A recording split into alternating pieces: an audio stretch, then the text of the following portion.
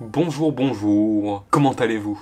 Je sais qu'en ce moment le monde va plutôt mal, ou pas d'ailleurs, donc je vais vous proposer de parler d'autre chose, et plus particulièrement d'un sujet qui me tient beaucoup à cœur, Dragon Ball. Ouais, Dragon Ball, c'est un peu mon premier contact avec l'animation japonaise, et surtout de très bons moments passés avec mon grand frère ou des amis. Je me souviens plus particulièrement de Dragon Ball Z, et aussi de sa suite bâtarde Dragon Ball GT, et puis de toute façon, vous avez vu le titre de cette vidéo. Aussi les amis, restez jusqu'à la fin parce que je vais vous livrer des informations que vous n'avez peut-être pas à propos de Dragon Ball. Et donc à la fin de cette vidéo, je vais vous livrer deux anecdotes. Dragon Ball GT se veut dans la continuité de Dragon Ball Z. Mais c'est surtout un héritage de Dragon Ball. Et oui, il faut le savoir. Ayant pour preuve le retour du gang de Pilaf au début de l'épisode. Et donc, ça nous montre directement la volonté des réalisateurs. Et comme tout le monde le sait, Goku est redevenu petit par un souhait de Pilaf. C'est le début de la grande aventure, puisque Goku doit retrouver les boules de cristal à étoile noire dans tout l'univers. C'est toujours aussi vieillot, et c'est pas un mal, hein. Ça fait du bien. Les OST au cuivre sont toujours aussi sublimes. Ah, d'ailleurs, cet opening, qu'est-ce que je l'apprécie.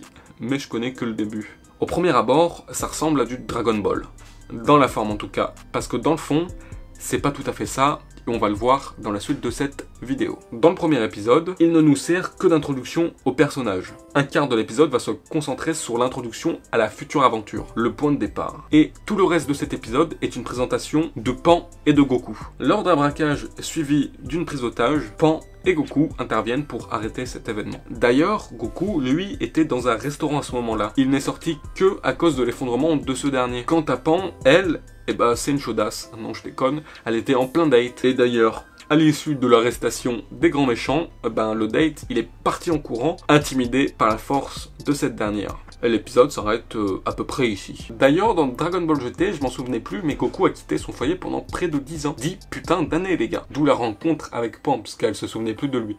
En même temps, quand tu quittes ta famille pendant 10 ans, tu fais le calcul, elle s'en souvient plus quoi. Cet épisode ne raconte pas assez de choses, donc j'en ai lancé un deuxième, pour avoir plus de matière quant à cette vidéo. Si vous l'aimez, lâchez un like, ça me ferait plaisir. Abonnez-vous pour me soutenir. C'est un peu mon Genkidama à moi quoi. Tout du long de cet épisode, ce n'est que du contexte. On y voit tous nos anciens héros et ce qu'ils sont devenus. Bulma est toujours aussi sulfureuse. Quant à Chichi, elle est toujours aussi chiante et a quand même très mal vieilli. Gohan lui est toujours aussi intello. Trunks est devenu président directeur général de la Capsule Corporation, c'est pas dégueu. Et on y voit Vegeta avec une sublime moustache. Mais ça, ce n'est encore qu'une infime partie de l'épisode. Oui, car dans le reste de cet épisode, on va ne voir que la crise d'ado de Pan. Oui, parce que c'est encore une enfant, c'est une ado quoi. Tout le monde la traite comme une enfant, elle est infantilisée, ce qui ne lui plaît pas. Évidemment, comme nous à son âge. Et c'est bien là le cœur du problème. On va suivre l'aventure principale de deux enfants, Pan et Goku. Car oui, Goku se comporte comme un enfant et a le corps d'un enfant. Cet anime n'a donc pas pour cible les fans de la série, mais bel et bien les enfants. Pourquoi? Tout simplement pour que ces enfants puissent s'identifier et par la suite acheter les produits dérivés. Le fait est que ça se veut drôle, mais les péripéties sont quand même assez ennuyantes, on va pas se le cacher. C'est beaucoup trop long. Et je me suis bien ennuyé. Oui, et je vais pas parler de Guigui, la mascotte robot ennuyante. Pourquoi ils ont fait ça? Bon, ne me faites pas dire ce que je n'ai pas dit. Je vais pas enlever à l'animé que les dragons maléfiques sont quand même assez stylés.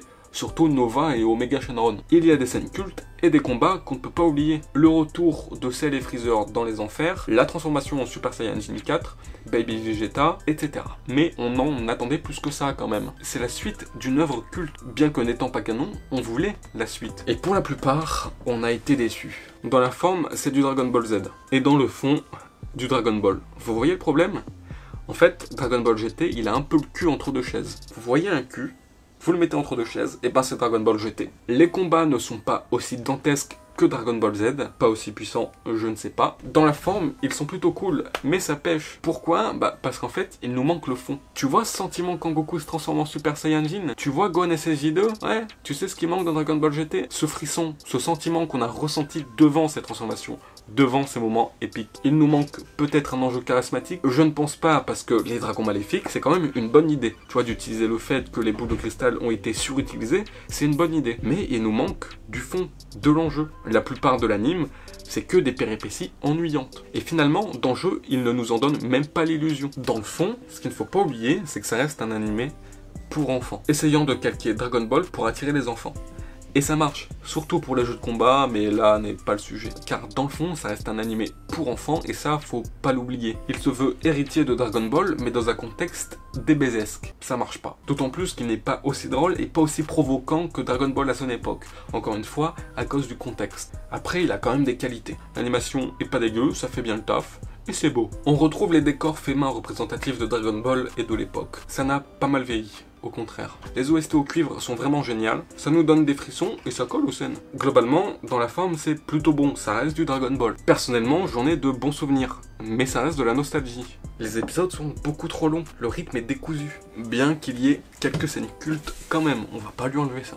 Et je comprends bien pourquoi certains fans continuent de le défendre, car pour la plupart, ils ne se sont pas réessayés au visionnage de l'animé. Comme dit plus tôt, l'animé cible les enfants. Comme bon nombre d'entre nous, nous étions des enfants quand nous avons visionné cet animé. Ce qui fait qu'on en garde de plutôt bons souvenirs et donc de la nostalgie. Donc en soi, Dragon Ball GT n'est pas du tout raté.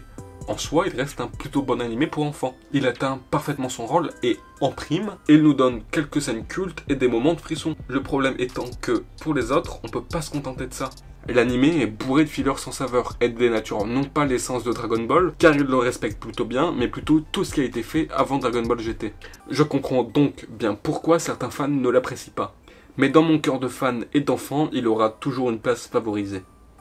Bon, on va pas se le cacher que Budokai Tenkaichi 3 a quand même bien aidé à ça. Comme promis, voici 2 anecdotes à propos de Dragon Ball. Mais avant ça les gars, appuyez sur le petit pouce bleu et abonnez-vous aussi, ça m'aiderait beaucoup. Surtout si cette vidéo vous a plu. Première anecdote, je pense que vous ne vous en souvenez pas, mais Goku ne s'est jamais fait tuer. Oui, jamais. Je pense que toi mon cher ami, tu es assez désappointé derrière ton écran.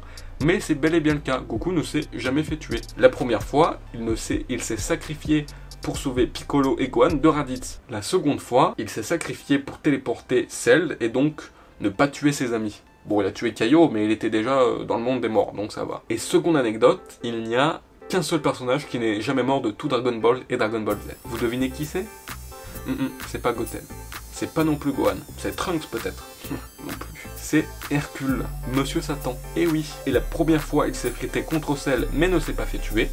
Oui. Et la seconde fois, eh ben, il était sur la planète des Kaioshin. Donc, il n'est pas mort par l'explosion de la Terre. Et en plus, si mes souvenirs sont bons, il a même fait appel à tous les terriens pour le Genki Dama de Goku. Oui. Donc, sur ce, les amis, ma vidéo est finie.